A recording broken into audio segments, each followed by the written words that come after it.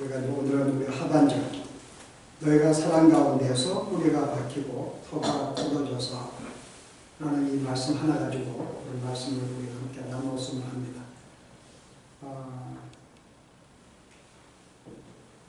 오늘의 이 봉독한 이 말씀은요, 우리가 예수를 믿게 되면은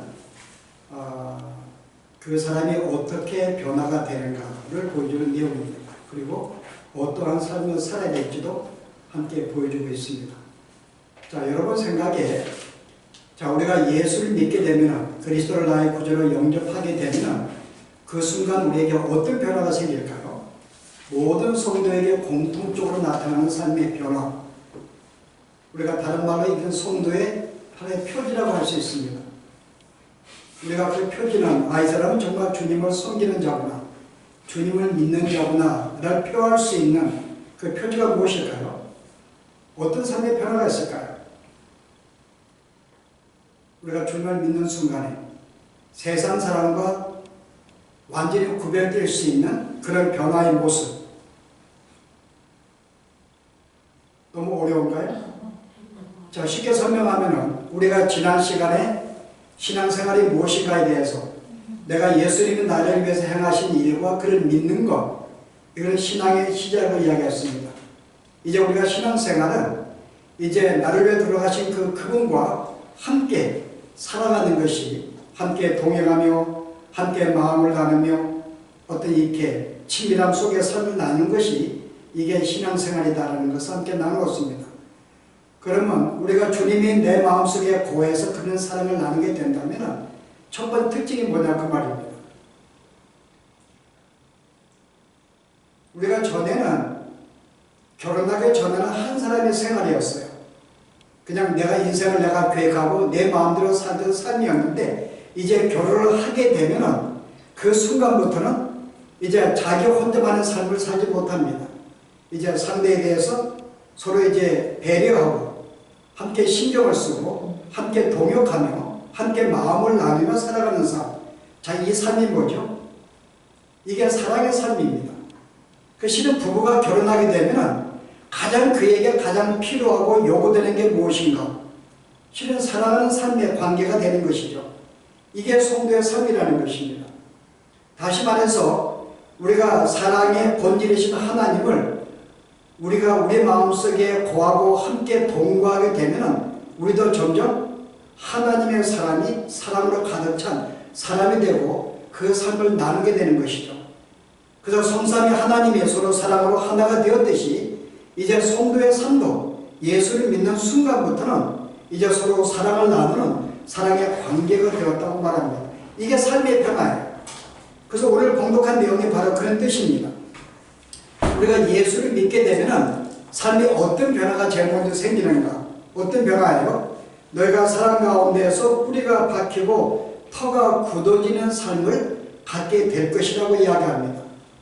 자, 오늘은 우리 성도의 삶을 두 가지로 지금 묘사하고 있는데요. 하나는 뿌리가 박히고 또 하나는 터가 굳어지는 삶. 자, 우리가 쉽게 한번 설명해 볼까요? 어떤 그림을 보이는가 하면 우리가 하나의 큰 나무가 있습니다. 자, 이 나무가 여러 가지로 땅속에 깊은 뿌리를 박고 있어요. 여기에 말씀은 그냥 뿌리가 박힌다고 했지만 원문에는 뿌리가 깊이 박힌다는 뜻입니다. 그래서 이 뿌리가 깊이 박혀 있어요. 그런데 거기에 모든 토양은 뭘까요? 오늘 사랑 가운데에서 그 뿌리가 뻗었는데 거기에 모든 이 흙이 자체가 사랑이라는 것입니다. 그 사랑이라는 토 위에 깊이 뿌리를 박은 거예요. 그럼 어떤 결과가 나와요? 그러면 사랑의 영양분을 흡수하겠죠. 그럼 이 나무는 사랑이라는 나무로 자라나게 될 것입니다. 그가 열매를 맺는 것도 사랑이라는 열매를 맺게 되어 있죠. 그래서 실제 오늘 그거 필요한 것입니다. 내가 이 사랑이라는 이 토양에 깊이 뿌리를 박고 있기 때문에 여기에 사랑을 흡수하고 사랑으로 자라나고 사랑으로 열매를 맺는 그런 존재가 너희가 되었다고 이야기합니다. 그래서 오늘 우리가 이 갈라디아서 우리가 5장 보면은 성령의 열매를 우리가 어떻게 표현해요? 우리 마음속에 하나님이 계시게 되면은, 성령에 거하시게 되면은 이제 열매를 맺는 삶이 나타나게 되는데 그게 9가지 열매를 소개합니다. 자, 사랑과 희락과 화평과 오래 참음과 자비와 양성과 충성과 온유와 절제니. 근데 여기 내용을 보시게 되면 성경에 단수로 나와 있어요. 열매들이라고 안 합니다. 열매들은 사랑과 희락과 이 9가지 열매를 맺히게 되는데 이 갈라디아서 말씀 보면 뭐라 그래요? 사랑의 열매 하나만 이야기합니다. 하나의 열매를 맺게 되는데 사랑의 열매를 맺게 되면은 거기에 자동적으로 다른 열매들은 함께 동반이 된다는 거죠. 이 사랑의 열매 안에서 온유가 나오고 오래 참음이 나오고 충성이 나오고 양선이 나온다는 거죠. 그래서 실은 성경이 말하고 있는 이 말씀은 우리가 성령이 우리 마음속에 내주하게 되면 딱 하나의 열매, 사랑이라는 열매를 맺히게 된다는 거죠. 왜냐하면 사랑은 존재가 되었기 때문에, 그리고 우리가 사랑의 영향분을 받고 있기 때문에, 사랑하는 사람과 동감하고 있기 때문에 우리의 존재는 사랑하는 존재가 되었다는 거죠. 그래서 우리가 아무리 어떤 바람이 분다 할지라도 이 나무는 너무나 사랑에 깊이 뿌려박고 있기 때문에 전혀 흔들림이 없는 사람. 자, 이 삶은요, 이 사람의 삶의 특징은 완전히 사랑이라고 하는 거죠. 자, 두 번째 뭐라 그래요? 너희가 사랑의 터가 굳어져서 하나의 집을 짓는데 거기에 모든 반석은 뭐예요? 사랑이라는 반석 위에 집을 지었다는 것입니다. 그래서 경과 모습을 보여주고 있어요. 사랑이라는 이 반석에 지은 집. 그러면 이 모든 집은 사랑의 터 위에서 이 집을 지어주고 거하게 되어 있습니다. 그래서 이 두 가지 이 그림의 묘사는 뭔가 하면은 하나님을 믿는 성도의 삶은 어떤 삶인가? 사랑에 깊이 뿌리를 내려서 사랑을 가지고 살아가는 사람들, 사랑을 행하는 사람들, 그 사랑은 존재가 되었다는 것을 강조하기 위한 말씀이에요. 이게 예수 믿는 사람과 안 믿는 사람의 차이점입니다.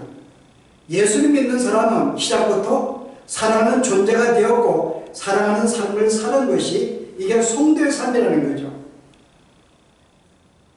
세상 사람들은 그렇지 아니합니다. 그들은 사랑이 없어요. 오히려 성경에 말하는 이런 사랑 그들은 행하지 못합니다. 그래서 이 사람이 사랑을 하는가 사랑하지 않는가에 대해서 우리가 그들과 큰 차이점을 우리가 볼 수가 있습니다.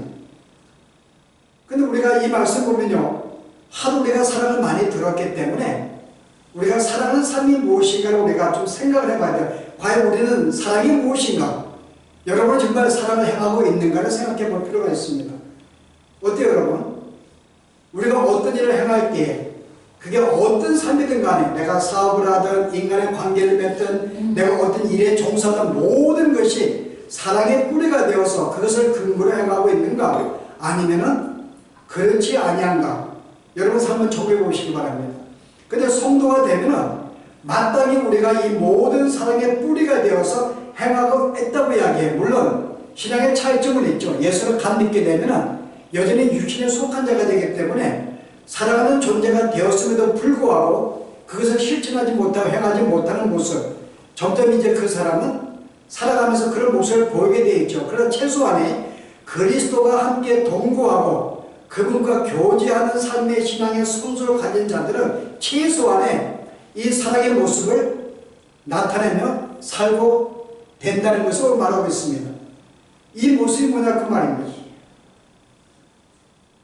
자, 쉽게 설명할까요? 쉽게 설명하면은 우리가 어떤 일을 행할 때에는 이 사랑을 근거로 행하는 사람이 있고 사랑이 없이 행하는 사람이 있습니다. 자, 이 말은 세상의 모든 사람은 사랑에 근거하지 않고 행하고 있다는 것입니다. 여러분이 사도행전을 보시면 어떤 사람이 나오죠? 마태복음 보십시다. 마태복음에 22장, 23장에 보시면요, 사랑을 행하지 않는 존재의 모습을 우리에게 소개하는데요, 그게 바리새인들의 삶을 우리에게 이렇게 소개합니다. 자, 23절 보실래요? 그러므로 무엇이든지 그들이 말하는 바는 행하고 지키되, 그들이 말하는 거 행하고 지키라고 이야기합니다. 그들은 뭘 말해요? 너희는 사랑에, 섬겨, 봉사에, 헌신에, 이거 우리가 가르쳐요. 근데 그들의 가르치는 것을 우리가 행하고 지키되 그들이 하는 행위는 본받지 말라 그래요. 그들은 뭔가 사랑을 이야기하는데 실제 그들의 행위는 본받지 말라고 이야기합니다. 아니 그들이 어떻게 행하는데, 자 보실래요? 어떻게 행하는지요? 5절 보십시다. 그들의 모든 행위를 사람에게 보이고자 하나니 곧 그 경문띠를 넓게 하며 옷을 길게 하며 잔치의 윗자리와 회당의 높은 자리와 시장에서 문안받는 것과 사람에게 랍비라 칭함받는 것을 좋아하느니라. 자, 이들의 행위는 내가 사랑하라고 이야기했는데 실제 이들의 삶은요, 사랑하는 마음으로 행하는 것이 아니라 남에게 보이기 위해서 하는 것입니다. 그들이 밖에서 기도하는 것, 내가 구제하는 것, 예배하는 것, 이 모든 것들은 뭐예요? 남에게 보이기 위해서 한다는 거죠.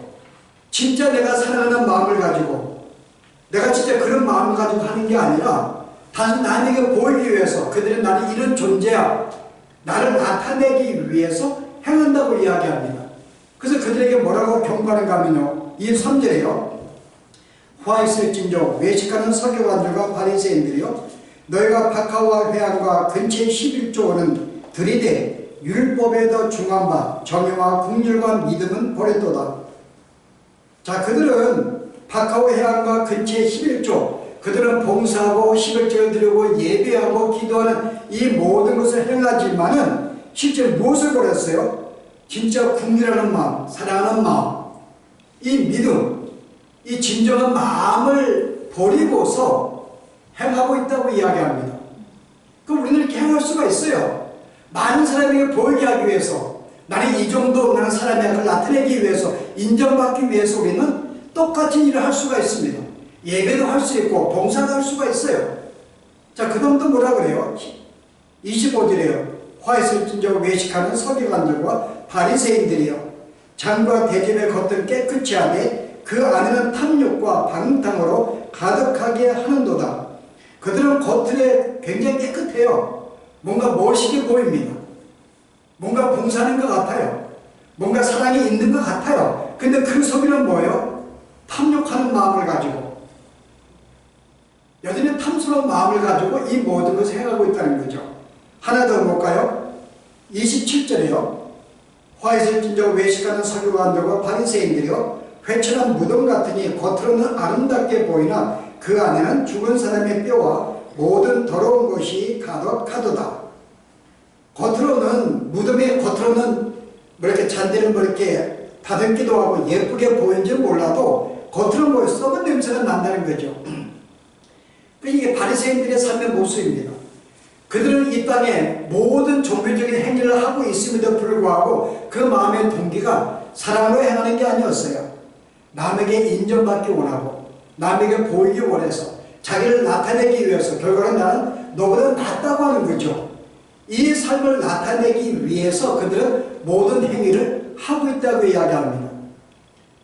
그 실은 이게 바로 세상의 사람들, 구원받지 못한 자의 모습이라는 거죠. 그들이 행하는 모든 것들은 뭐예요? 거기에 구제도 있고 사랑도 있고 나눔도 있고 있지만은 실제 그 모든 것은 자기를 나타내고 자기의 만족을 위해서 하는 모습이라는 거죠. 오늘 또 하나 우리가 이 말씀을 조금 더 발전시켜 보면요, 여러분이 요한복음 10장에 보시면은 예수님이 이제 하늘에 오르시기 전에 남아있는 제자들, 이 교회를 위해서 하시는 기도와의 모습이 나오는데요. 자, 어떤 기도의 내용이 나오는가요? 여러분 요한복음 17장에 보시면요, 제가 그 중에 크게 4가지의 요소를 위해서 기도하는 걸 볼 수가 있는데요. 자, 17절 보세요. 그들을 진리로 거룩하게 하옵소서. 아버지의 말씀은 진리니이다. 그 다음에요, 아버지께서 나를 세상에 보낸같이 나도 저들을 세상에 보내었더니, 자, 그 다음에 어떤 내용이 나와요? 그들을 위하여 내가 나를 거룩하게 하오니 이는 그들도 진리로 거룩함을 얻게 하려 함이니이다. 자, 첫째는 뭐예요? 저들을 진리 가운데 거하게 해주십시오. 그 다음에는요, 그들을 거룩한 존재로 살아가게 해주십시오. 그 다음에 또 뭐예요? 21절 볼까요? 아니 20절 보세요. 내가 비웃는 것은 이 사람들만 위함이 아니요 또 그들의 말로 말미암아 나를 믿는 사람들도 위함이니. 자, 지금 제자들만 위하는 게 아니라 앞으로 그들이 이 복음을 증거해서 그 복음으로 예수를 믿는 사람들도 함께 위해서 기도하는 모습, 여기서 우리가 성계의 모습을 볼 수가 있습니다. 그들로 하여금 복음을 증거하는 삶, 이를 통해 이 복음을 받고 예수를 믿는 사람들도 위해서 함께 기도하는데요. 그 다음에 마지막 어떤 내용이 나와요? 아버지요, 아버지께서 내 안에 내가 아버지 안에 있는 것 같이 그들도 다 하나가 되어 우리 안에 있게 하사 세상으로 아버지께서 나를 보내신 것을 믿게 하옵소서. 자, 저들이 다 하나가 되게 해주시옵소서 라는 기도의 내용입니다. 이게 예수님이 이제 그 부활하시기 전에, 부활하셔서 승천하시기 전에 제자들을 위해서 하시는 기도의 내용이에요. 저들을 진리 가운데 살게 해주십시오. 저들을 거룩한 존재로 살게 해주십시오. 그 다음 뭐예요? 저들을 하나게 되게 해주십시오. 그리고 이 모든 것은 저들이 가서 복음을 증거하는 것보다 이 복음을 듣는 모든 사람들도 다 이와 같은 삶을 살게 해 주시옵소서 라는 내용으로 기도합니다. 자, 이것은 성도들이 살아야 할 삶이고 우리가 이 땅에서 우리가 누려야 될, 또 우리가 마땅히 받게 된 이런 혜택의 모습입니다. 그런데 여러분, 여기에 여러분이 사랑에 빠지게 되면 어떻게 될까요? 여러분, 사랑에 빠지게 되면요, 이 네 가지 요소를 우리가 행하는 존재가 되고 이런 삶을 살아가는 존재가 되기를 원하는데, 여기에 사랑에 빠지게 되면, 사랑이 없는 삶을 살게 되면 어떤 모습이 나와요? 첫째는 뭐가 되죠? 저들의 진리 가운데에서, 그 전인가요? 17절, 저들의 진리로 거룩하게 하옵소서. 자, 거룩한 존재가 돼야 되는데 여기에 사랑이 없이 거룩한 존재가 되면 어떤 일이 벌어져요? 자기 의가 드러나죠. 나는 거룩한 내 어떤 의로운 존재가 되었는데 여기에 사랑에 빠지게 되고, 이 어떤 이 사랑은 근본적으로 남을 위한 존재입니다. 남을 위한 삶이에요. 전에는 내가 어떤 이기적인 나만을 위한 삶이었는데 이제 사랑하는 존재가 되면은, 주의 자녀가 되면 이타적인 존재가 되는데요. 자, 이타적인 존재가 되면은 이 거룩한 삶이 뭐가 돼요? 자기의 의를 드러내죠. 나는 이 정도의 거룩한 존재야. 나는 이 정도 하나님의 사람이야. 나 이런 의를 행하고 있어. 자기의 의를 드러내는 자랑거리가 될 수밖에 없는 거죠. 사랑에 빠지게 되면은, 그 다음 뭐예요, 여러분? 19절에 저들을 진리로 살아가게 해주시옵소서. 만약에 진리를 살아가는데 사랑에 빠지게 되면 어떤 마음이 생겨요? 정통주의가 됩니다. 지식은 굉장히 많아요. 성경의 무엇을 말하는지 굉장히 많이 알고 있습니다. 그런데 사랑에 빠지게 되면 우리가 요한계시에 나오는 책망을 받은 에베소 교회가 되는 거예요. 저들은 진리로 교회를 보수하고 이단들을 멀리하고 잘못된 거 지적했는데 그들이 받은 책망이 뭐예요? 저들이 첫사랑을 잊어버렸다고 책망을 받아요. 그 사랑이 없게 되면, 진리만 갖게 되면요, 성경을 많이 알게 되고 어떤 일이 벌어져요? 남을 정죄하게 되고요, 그렇지 못한 사람을 비판하게 되고 뭔가 못난 존재를 보이게 되고, 이게 고린도 교회의 모습이었어요. 고린도 교회 1장의 시작부터요, 저들은 분열하게 되었습니다. 나는 아볼로에게 속하였고, 나는 바울에게 속하였고, 나는 그리스도에 속하였고, 내가 배워본 이 말씀이, 내가 가진 이 진리가 최고라는 거죠. 다른 사람의 가르침받은 너의 진리는 뭔가 부족한, 나보다 못한 존재, 그것 때문에 서로 경시하게 되고 그래서 분열하게 된 것이 고린도 교회의 모습이었어요. 그들은 지식을 자랑하게 됩니다. 지식을 내세우게 됩니다. 이것으로 교만하게 되었어요. 그래서 로마서 8장에 뭐라고 그래요? 지식은 저를 교만하게 하나니, 지식은 교만하게 만들어요. 그래서 내가 아무리 성경을 많이 알고 주님을 내가 많이 안다 할지라도 내가 여기에 어떤 사랑에 빠지게 되면요, 오히려 이것은 알고 있는 나를 자랑하게 되고 남을 경시하게 되고 남을 무시하게 되는 그런 상태가 되는 거죠. 자, 그 다음에 뭐가 나와요? 성교가 나옵니다. 이것은 이들만 위한 것이 아니라 저들의 복음을 증거를 통해서 또 나를 믿는 모든 사람들을 위함이니. 자, 우리가 함께 말씀을 나누고 성교하고 전도하는데 여기에 사랑에 빠지게 되면 어떤 일이 벌어져요? 그 사람을 침략하게 됩니다. 사랑에 빠지게 되면 이해가 되는가요? 우리가 옛날에 80년 나온 영화인가요? 미션이라는 영화 있어요. 미션이라는 영화. 아마 거의 다 보았을 거야, 아마. 어떤 영화인가 하면은 어떠한 이 예수에서 파송을 받은 이 선교사가 아마존 지역에 들어갔어요. 그래서 그들에게 복음을 증거했습니다. 그래서 그 지역이 예수를 믿게 되었어요. 그런데 예수에서 이제 이 복음을 증거한 데는 핑계를 삼아서 이제 그 땅을 점령을 이제 하게 되는데요. 그래서 이제 그들에게 복음을 증거한다는 내용으로 군사들을 보냅니다. 목적은 뭐죠? 그 땅을 침략하기 위한 거예요. 그래서 여기 선교사가 그걸 막는 거예요. 미리 여기서 이제 예수를 믿고 이제 그 신앙 이제 교훈이 된 성도, 또 한 사람은 이미 미리 전에 파송을 받던 이 선교사는 이 주민을 위해서 이제 싸우는 그런 결과인 그런 내용들입니다. 근데 그들이 공격할 내용이 뭔가 하면 이들은 하나의 미개한 존재들, 사람이 아니라는 거죠. 그래서 그들을 점령해서 그들을 이렇게 어떤 우리의 노예를 시켜야 한다는 것입니다. 이제 그들의 주제였어요. 그래서 여기 한 선교사가 어떤 그 일을 벌이는가 하면은 이 사람들은 짐승이 아니다. 여전히 하나님이 만드신 귀한 창조물이고 또 귀한 존재이기 때문에 이미 우리가 복음을 증거했고 이미 예수를 믿고 귀한 생명 있는 존재들이야. 그럼 너희들이 이 땅을 점령하면 안 돼. 라고 이제 반박을 합니다. 그래서 이거를 보여주기 위해서 어떤 일이 벌어져요? 당연히 모든 아이들을 모아가지고 노래를 가르칩니다. 그 미션 여러분 여가 보시면은 그 노래가 굉장히 아름다운 노래가 나오잖아요. 근데 여기에 이제 예수의 파트너 군사들은 그 노래를 들으면서도 노래를 인정하지 않아요. 인간의 말을 흉내내는 존재, 짐승으로 봅니다. 그리고 공격해서 결국은 그 땅을 점령해 버려요. 결국은 뭐죠? 속이라는 것이 결국은 여기에 어떤 진짜 그 영혼을 복음을 증거하는 그 어떤 사랑의 마음에 빠지게 되면은 단순히 그를 점령하고 그를 침략하는 행위를 끝내게 되는 거죠. 내가 복음을 증거하는 것은 내 사람으로 내가 지배하는 나를 위한 존재를 만들어 버리는 거예요. 그 다음 마지막에 뭐가 나오죠? 저들을 하나 되게 해주시옵소서.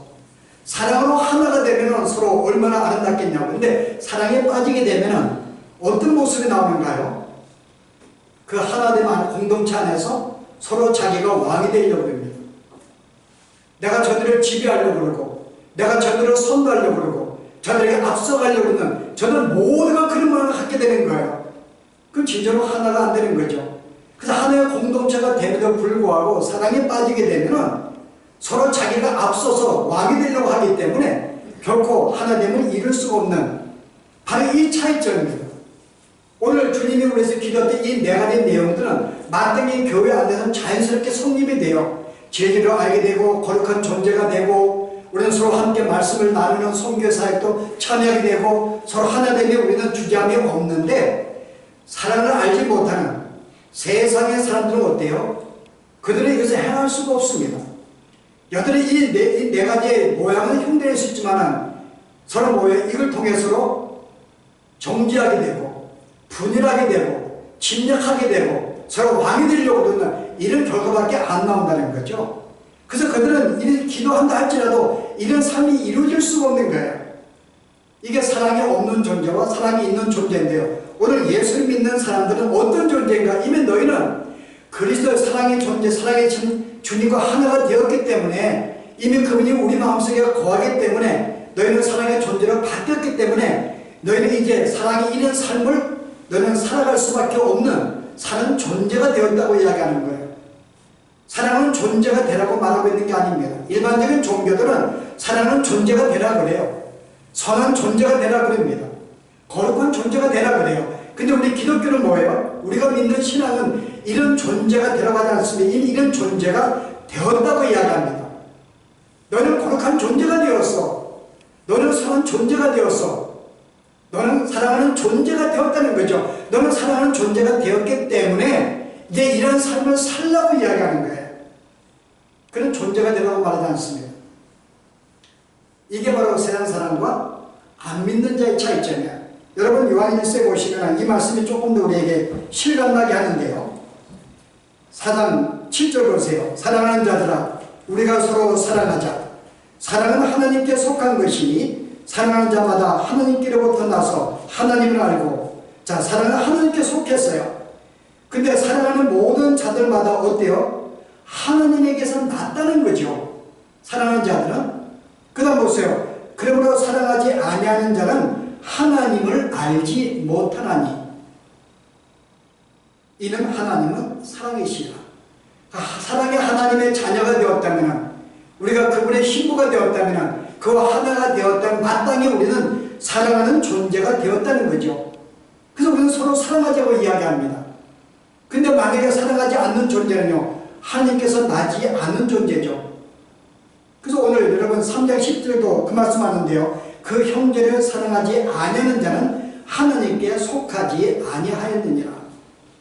예수를 안 믿는 사람은 하나님께 속하지 않는 자이기 때문에 그들은 사랑을 행할 수가 없어요. 물론 그들은 나름대로 뭔가 구제한다고 그러고 모든 걸 선화한다고 그러고 한다 하지만 결국 그것은 모든 것을 자기 만족과 자기를 위한 것이기 때문에 진정한 사랑이 아니죠. 근데 하나님께 난 모든 성도들은요, 이미 사랑에서 이미 우리가 새로운 피조물이 되었기 때문에 이미 우리는 사랑하는 존재가 되었다는 거예요. 내가 사랑하는 존재가 되었다면 마땅히 이 사랑을 행하며 사는 것이 옳다고 이야기하는 거죠. 그래서 우리는 이미 사랑하는 존재가 되었고 이미 우리의 모든 본질은요, 사랑하는 존재가 되었어요.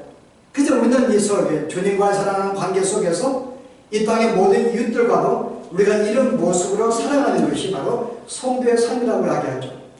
그래서 오늘 우리가 이런 삶을 살기 위해서 우리가 오늘은 첫 시간에 조금 부정적인 이야기, 사랑은 무엇이 아닌가를 우리가 알 필요가 있습니다. 사탄은요, 그래 너희는 사랑하는 존재가 되는데 사랑을 살라고 이야기합니다. 그런데 우리 교묘하게 마치 다른 그릇된 생각의 사랑의 개념을 주어서 잘못된 사랑을 행하게 만드는 것이 이게 사탄의 유혹입니다. 그래서 우리는 사랑을 행한다 하면 실제는요, 그 사랑을 행하지 못할 수가 있어요. 그럼 우리가 이 사랑이 과연 무엇인지를 제대로 알 필요가 있습니다. 자, 그게 뭘까요? 자, 성경에 보여주는 이 사랑, 첫 번째 보여주는 것은요, 무조건적인 것입니다. 이게 우리가 갖고 있는 사랑이에요. 사랑은 조건이 없습니다. 자, 주님이 우리를 구원하실 때 어땠어요, 여러분? 조건을 보신 게 아닙니다. 내가 하나님과 원수가 되었을 때, 내가 하나님과 대적했을 때, 내가 그를 비방하고 욕했을 때에 나에게 찾아오셔서 나를 주의 자녀로 삼으신 그 사랑입니다. 여기는 조건이 없어요. 세상의 일반적인 사람들은요, 조건이 있습니다. 거의 다 모든 사랑은 조건이 있어요. 그게 뭐죠? 네가 만약에 나를 사랑하기 때문에 비코스가 나와요. 네가 나를 사랑하고 있기 때문에, 네가 나에게 순종하고 있기 때문에, 네가 나를 좋아하기 때문에, 네가 나에게 잘해주기 때문에, 네가 나에게 저기를 품지 않기 때문에 나는 그를 사랑한다는 거죠. 우리 인간의 일반적인 사랑은요, 어떤 조건이 있습니다. 네가 나에게 이렇게 하고 있기 때문에 내가 너를 사랑한다는 거죠. 내가 너의 사랑을 줄 수 있겠다는 것입니다. 그리고 네가 나를 이렇게 한다면은 또 if라는 전제가 있어요. 네가 내게 어떤 저기하는 마음을 갖고 있지 않다면은, 항상 네가 나에게 어떤 호적인 마음을 갖고 있다면은 나도 너를 사랑한다고 하는 거죠. 이게 여인들도 마찬가지예요. 여러분들 부부 생활할 때, 우리가 연인 사랑할 때, 그 사람을 사랑할 때 무조건적인 사랑이냐, 아니면은 내가 볼 때 너는 나 이상적이기 때문에 사랑할 수가 있어요. 그 사람 나 이상적이에요. 내가 일단 봤던 그 모습이 있기 때문에 나는 그를 사랑하는 마음을 갖습니다. 그 사람이 너무나 착하기 때문에, 그 사람이 너무나 아름답게 보이기 때문에, 그 사람이 나에게 너무나 헌신적이기 때문에, 많은 나에게 기쁨을 주기 때문에 우리는 그런 마음으로 사랑을 보통 하게 돼요. 자, 그럼 어떤 일이 벌어져요, 여러분? 이제 막상 그래서 그런 마음 가지고 결혼했는데요, 살다 보면은 그런 모습을 우리가 보이지 않게 됩니다. 이제 무뎌지기 때문에 점점 우리는 그 사람이 나에게 어디 이상적인 모습이라든지, 나를 사랑하는 모습이라든지, 나를 위하는 모습을 우리는 점점 잊어버리게 되거나, 아니면 점점 무뎌져서 이제 그 모습이 사라지게 돼요. 그럼 어떻게 돼요, 우리는? 그 조건이 없었으니까는 미울 수밖에 없는 거죠. 이제 그를 사랑할 이유가 없는 거예요. 그래서 대부분의 부부의 관계들이 그렇게 됩니다. 내가 그 사람을 이런 것 때문에 내가 사랑했기 때문에 결혼을 하였는데 살면서 그런 모습을 보이지 않으니까는 점점 이제는 그에게 사랑의 마음이 식게 되고 감정이 식게 되고 이제 몰려하게 되고 뭔가 이제는 남보다 못한 그런 관계로 빠지게 되는 것입니다. 그게 시작이 뭔가 하면 어떤 조건적인 것을 가지고 살아있기 때문에 그런 거예요. 그러나 오늘 기독교의 사랑은요 그런 사랑이 아닙니다. 오늘 요한일서의 4장에 우리에게 뭐라고 이야기하는 거면요, 사랑하는 자들아 하나님이 이같이 우리를 사랑하셨은즉 우리도 서로 사랑하는 것이 마땅하도다. 하나님이 우리를 이같이 사랑하셨은즉 어떻게 해요?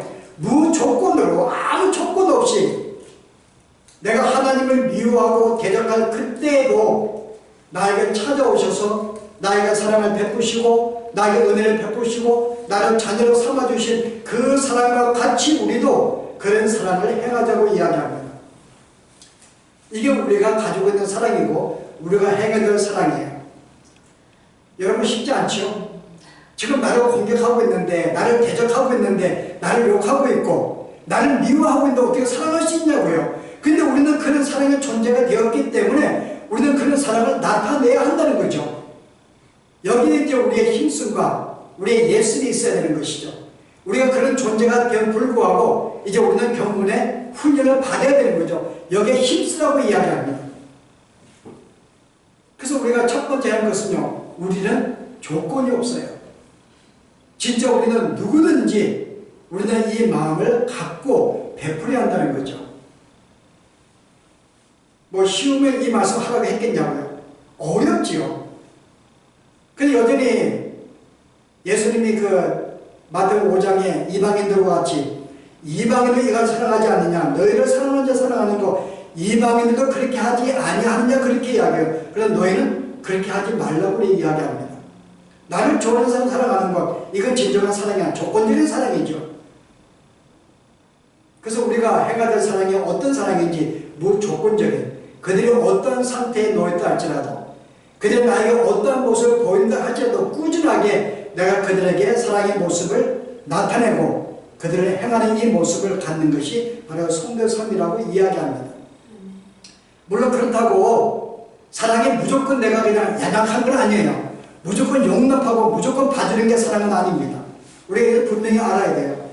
여러분의 자녀가 그릇된 길로 갈 때 내가 사랑한다고 내버려두는가요?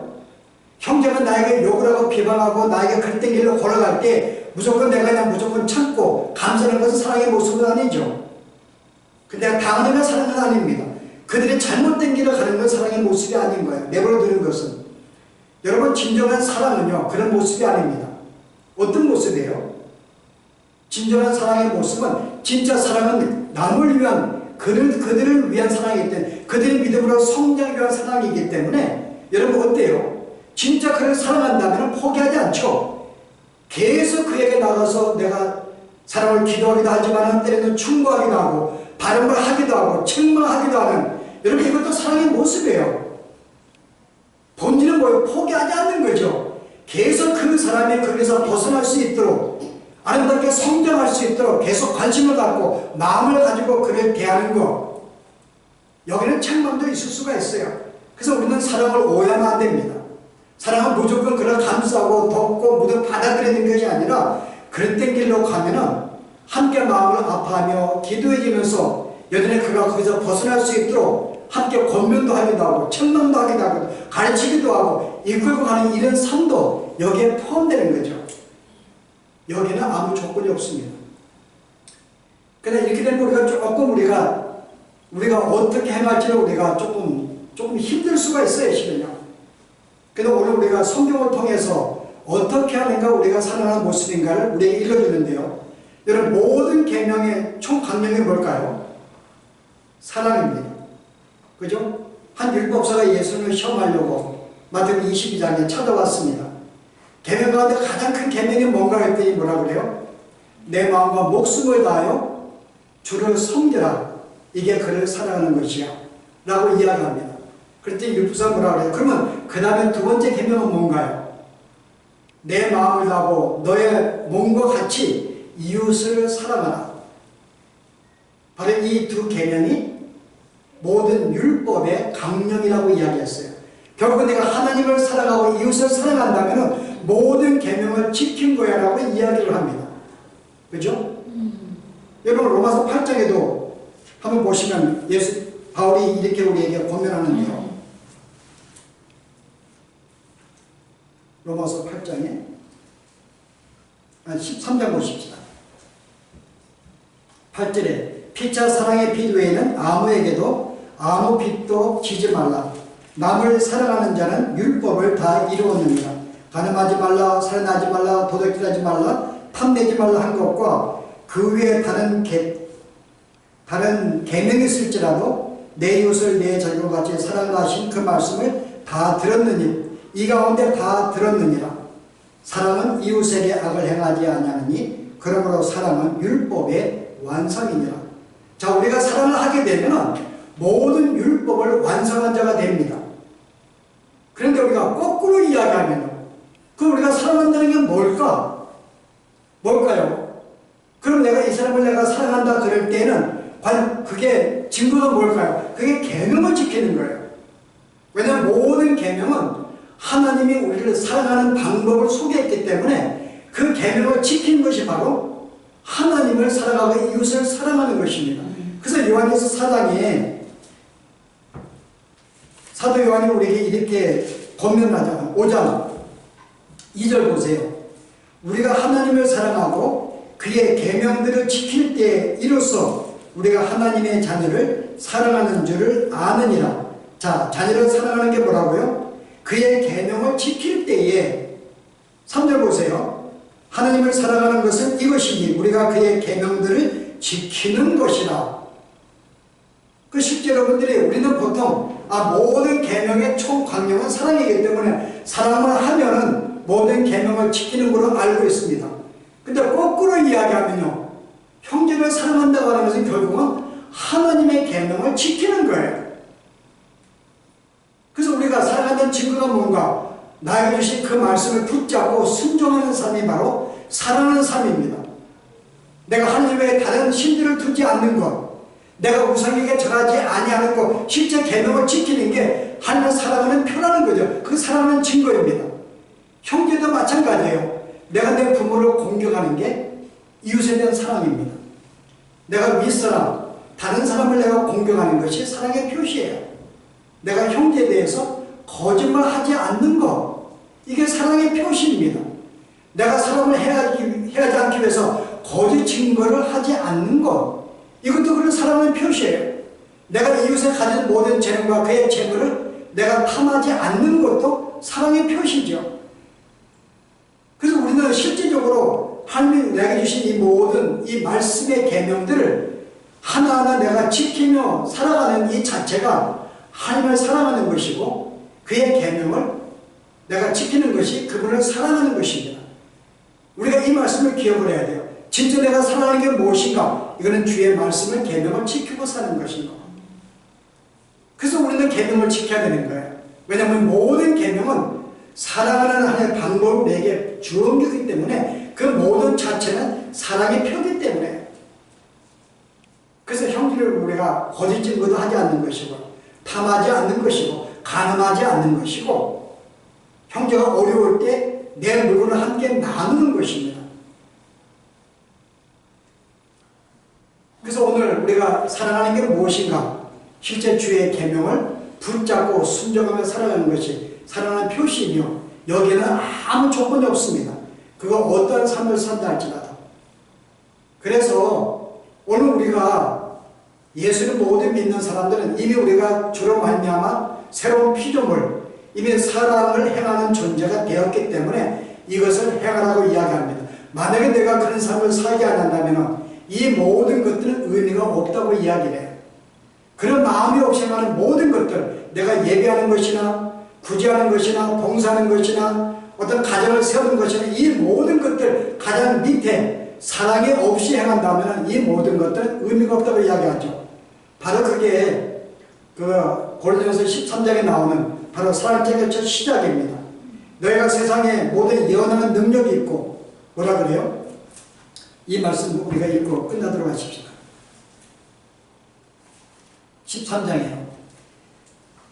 너희가 사람의 방언과 방언을 한다 할지라도 천사의 말을 한다 할지라도 사랑이 없으면 소리나는 구리와 울리는 꽹과리가 되고, 왜냐면 그 통기가 사랑이 아니면 자기를 나타내기 위한 것이기 때문에 내가 영원한 능력이 있어 모든 비밀과 모든 지식을 알고 있다 할지라도 또 산을 옮길 만한 내가 믿음이 있다 할지라도 사랑이 없으면 아무것도 아니요.